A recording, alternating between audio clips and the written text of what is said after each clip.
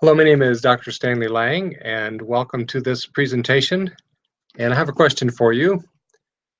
What do you think is the worst spiritual obstacle to spiritual health? And give you a moment on that. And then what I was reflecting on today was the connection between being stubborn and poor health. So as a doctor, seeing a lot of patients who are dealing with chronic health problems and having the opportunity to kind of map out, well, this is how you get better.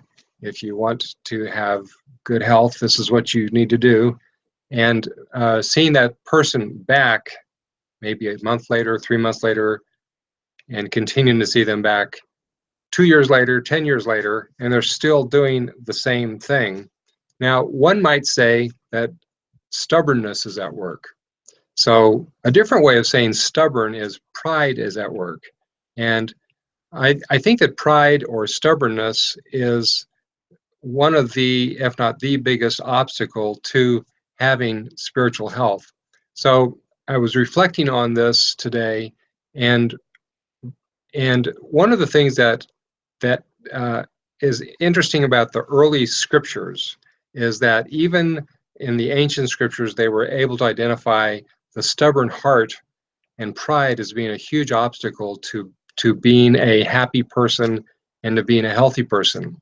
Now move all the way forward to the time of Jesus, and it's clear to me that the big obstacle between the Pharisees who Jesus confronted on a regular basis, most of whom didn't want to change, and the other people, were that the Pharisees were stubborn. They didn't want to change what they believed, and they didn't want to believe that Jesus was right. And so they ended up with the results of being separated from all of the blessings that Jesus could give them.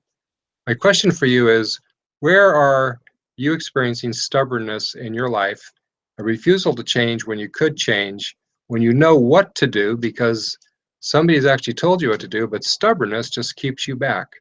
And if there's something that like that you can identify, I encourage you to own it and to do the one thing that will heal it, and that is repentance. So I wish you well, God bless, and have a good day.